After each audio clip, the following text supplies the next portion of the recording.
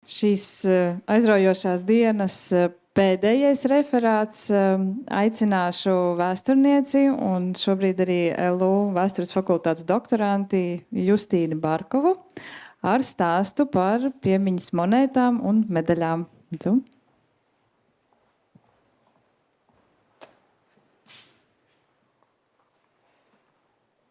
Tātad, labdien, un es vēlējos pateikt lielu paldies par iespēju piedalīties šajā konferencē.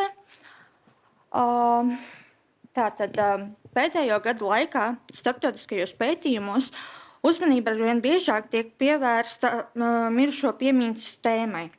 Tomēr lietiskie avoti joprojām visbiežāk tiek lietoti vien ilustrācijā, neanalizējot tos kā patstāvīgus avotus, kas var sniegt vērtīgu informāciju tēmas izpētē. Šāda veida lietiskie avoti ir arī numismātiskais materiāls. Mirušo piemiņai veltītas monētas, medaļas un žetoni. Tātad Rīgas Vēstures un kuģniecības muzeja medaļu kolekcijā ir ap 5000 priekšmetu. Tā veidojusies galvenokārt no Baltijas vācu dāvinājumiem un pirkumiem. Medaļu kolekcijā ir ap 200 mirušo piemiņai veltītas monētas, medaļas un žetoni, kas chronoloģiski aptver laika posmu no 17. gadsimta līdz 20. gadsimta sākumam. Referātā analizēti 54 priekšmeti, monētas, medaļas un žetoni, kas veltīti 26 vēsturisko personu piemiņai.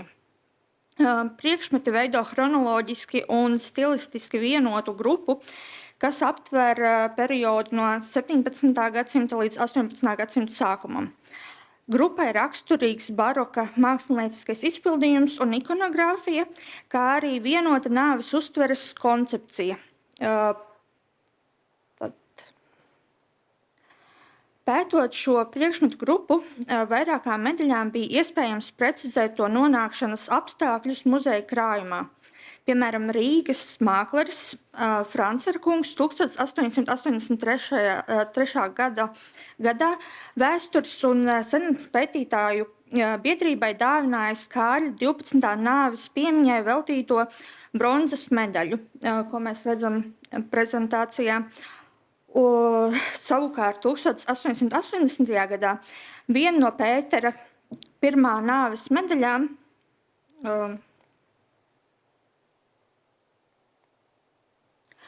dāvinājusi grāfiene Konstance Elīze Zīversa pēc vīra Jakoba Kārļa Georga von Zīversa nāves.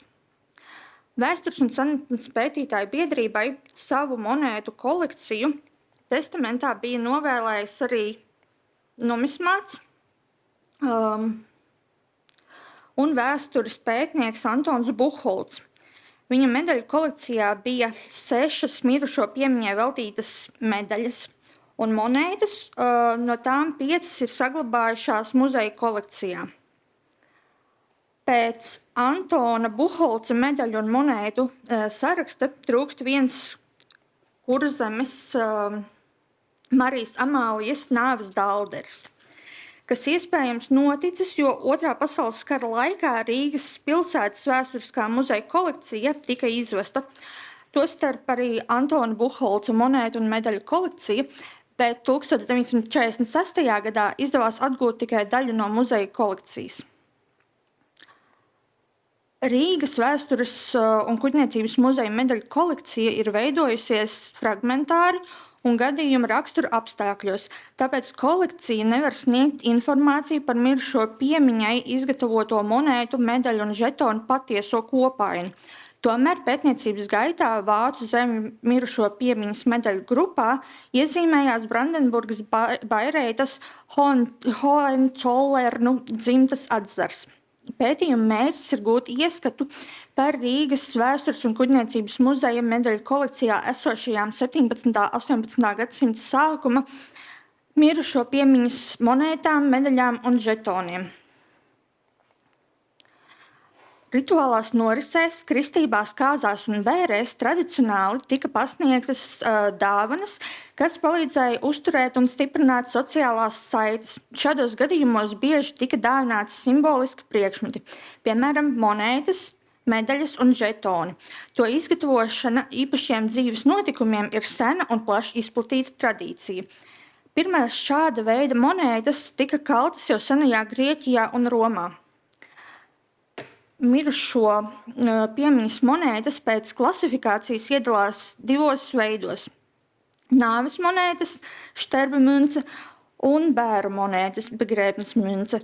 Nāves un bēru monētas tika kaltas pieminot valdnieka un karaliskās ģimenes locekļu nāvi. Šādas monētas aversā parasti ir attēlots mirušā portrets, bet reversā ģērbonis vai mirušā dzīves nāves un nereti bēru datumi un citi svarīgi biogrāfiskie dati. Tās kaltas atbilstoši noteiktajiem apgraudzības monētu svaram un provei. Mirušo piemiņai kalto monētu uzplaukums Eiropā vērojams sākot ar 16. gadsimtu. Šādas monētas bija tipiskas vācu kultūra telpai, no kuras tās izplatījās arī citviet Eiropā. Paralēli mirušo piemiņas monētām jau kopš 16. gadsimta attīstījās arī mirušo piemiņas medaļas un žetoni, Sterbe-medaļa. Sākotnēji tās attīstījās varas centros un to pasūtītāju auditorija bija ierobežota. Medaļām attīstoties lietošanas iespējas paplašinājās un tās kļuva pieejamas plašākam pasūtītāju lokam.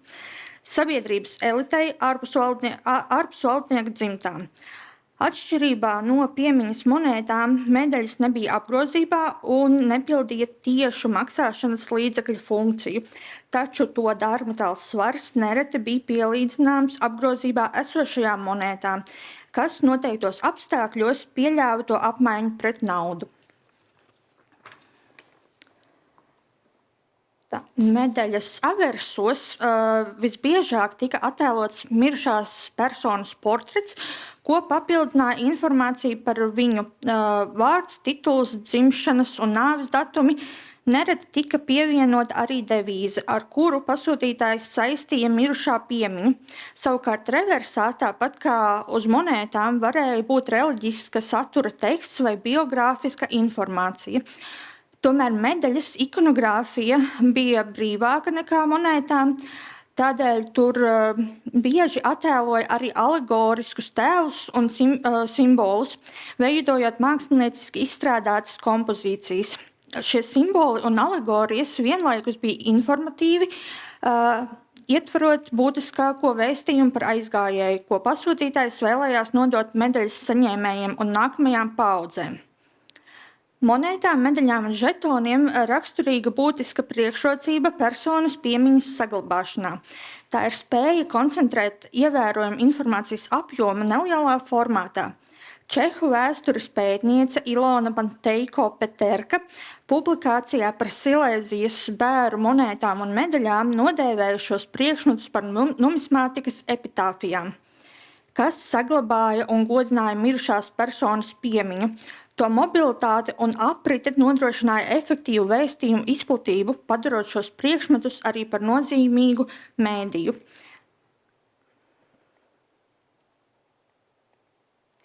Rīgas vēstures un kuģniecības muzeja medaļu kolekcijā mirušo piemiņai identificētas 17 monētas, 34 medaļas un 3 žetoni. Monētas galvenokārt ir no Vācu zemēm, turklāt apkopojot visu medaļu kolekcijā esošo tēmai atbilstošo Vācu zemju materiālu, tajā konstatētas tikai monētas. Dažas monētas ir arī no Zviedrijas un Polijas. Medaļas aptver plašāku reģionu, tās ir no Zviedrijas, Pēterburgas, Anglijas, Nīderlandes un Kurzemes un Zemgales hercogistes. Savukārt žetoni ir no Pēterburgas. Medaļu kolekcijā esošās 54 mirušo piemiņas monētas, medaļas un žetoni dalāmi 3 grupās.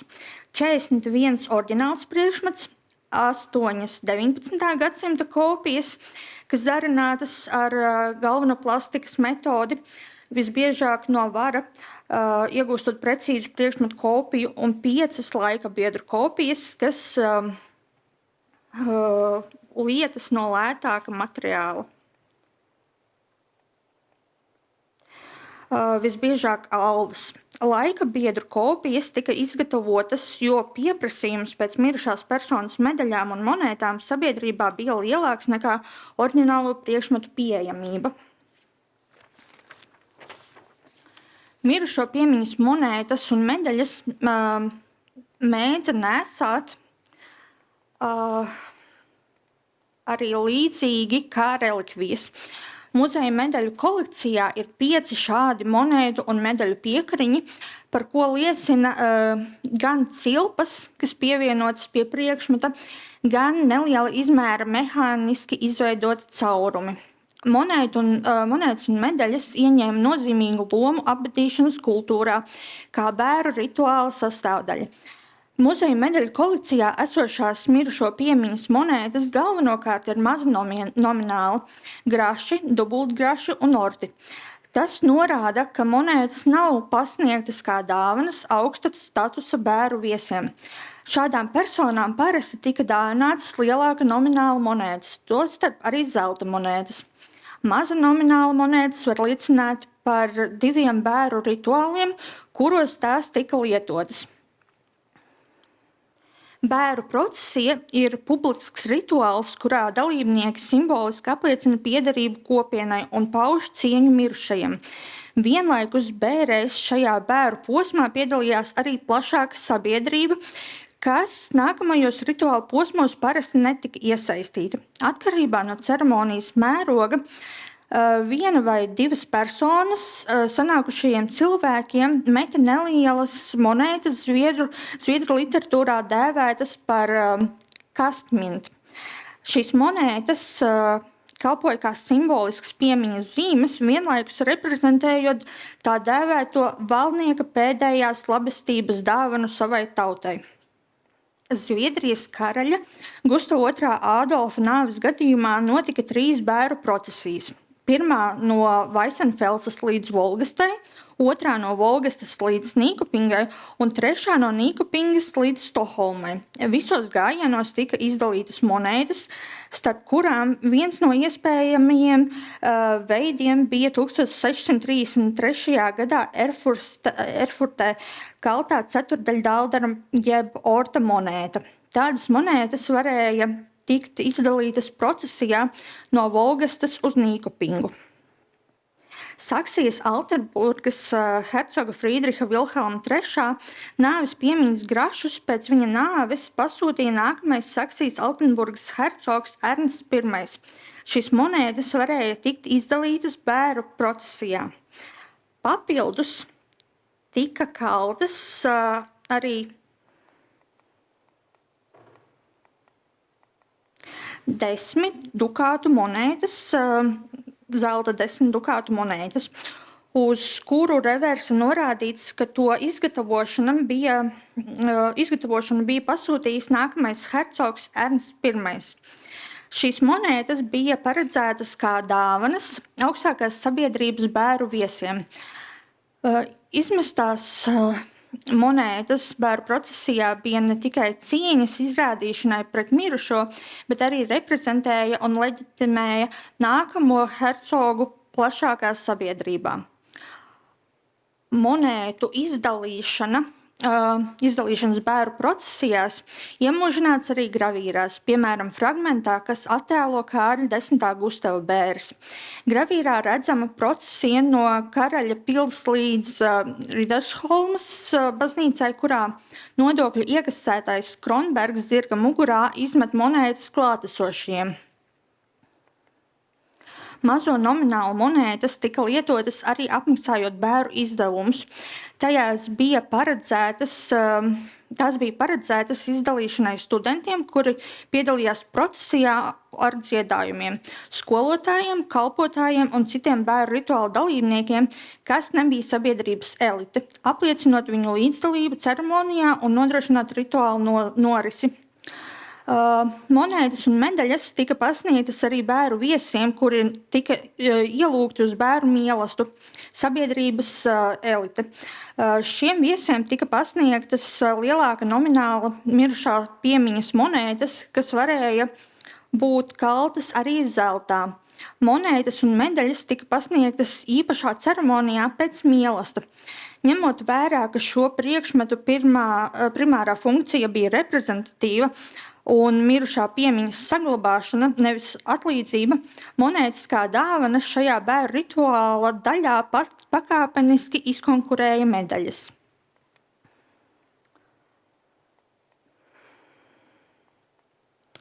Par to liecina vairāki piemēri, kuros monēta laika gaitā transformējusies par medaļu. Taču tradīcijas dēļ saglabājies agrīnais nosaukums. Piemēram, Zviedrijas ģenerāla adjutanta Knuta Lejonhufvuda nāves piemiņai kaltā medaļa, ko zviedru valodā dēvē par skødpenning, ilustrē šo parādību. Medaļu sava dēla piemiņai pasūtījis tēvs, un tā tika izdalīta lūgtajiem viesiem bēru ceremonijā Stokholmā.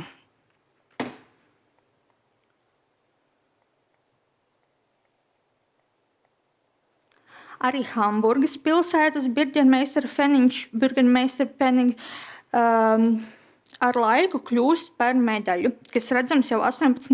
gadsimtā. Johannes Šultes Burgermeisterfeniņš vēl pilda monētas funkcijas. Šie feniņi ir raksturīgi Hamburgas pilsētas burgermeisteru bēru ceremonijām. Feniņu pasūtījusi Šultes ģimene. Piemiņas monētas tika kaltas dažādos nominālos, un tāpat kā citos gadījumos, lielākos monētu nominālus dāvinot augstāka ranga amatpersonām. Salīdzinot muzeja medaļu kolekcijā esošo feniņu ar publicēto Vācijas materiālu, tika noskaidrots, ka šai monētai bija 2 dažādi aversa spiedņi. Vienā leģenda ir garāka, norādot pilnu personas vārdu un uzvārdu, bet otrā īsāka. Zviedrijas karalienes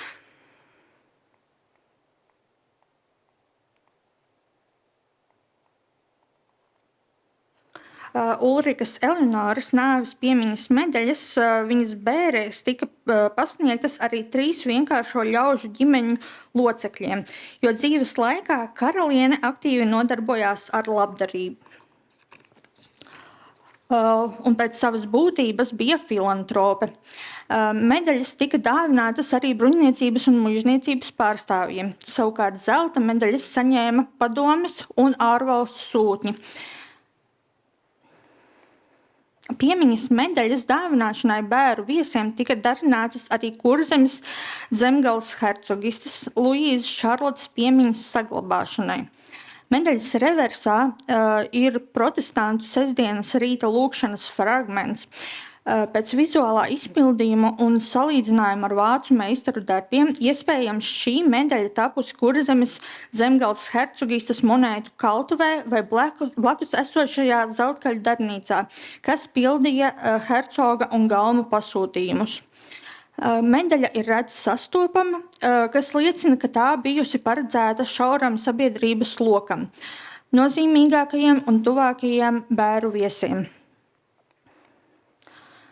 Muzeja medaļu krājumā atrodas arī 19. gadsimta izgatavota kopija, kas veidota galvena plastikas tehnikā no šīs oriģinālās medaļas, kas bijusi numismāta Antona Buchholca medaļu kolekcijā. Analizētie piemēri apliecina, ka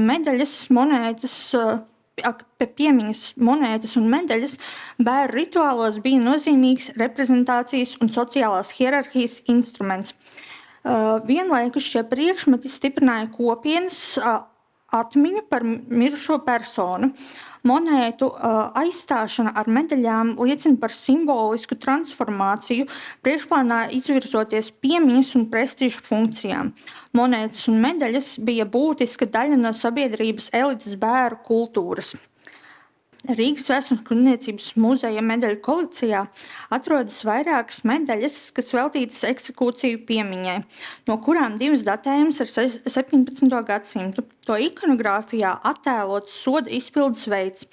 Viena no tām ir Anglijas karaļa Čārlza I nāves piemiņas medaļa, kuras radītā rezonances sabiedrībā veicināja medaļas pieprasījumu, par ko liecina laika biedru veidotā alvas kopija.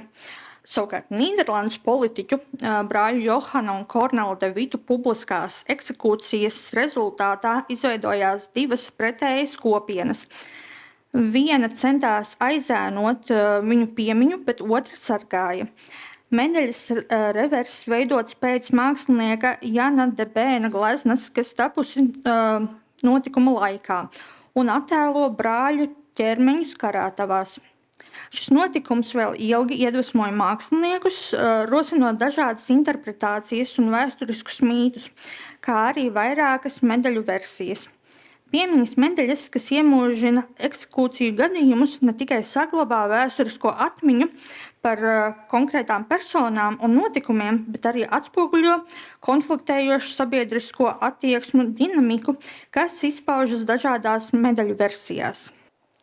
Mirušo piemiņas monētas, medaļas un žetoni ir vērtīgi vēstures avoti, kas sniedz informāciju par sabiedrības nāves kultūru un tās izmaiņām dažādos laika posmos.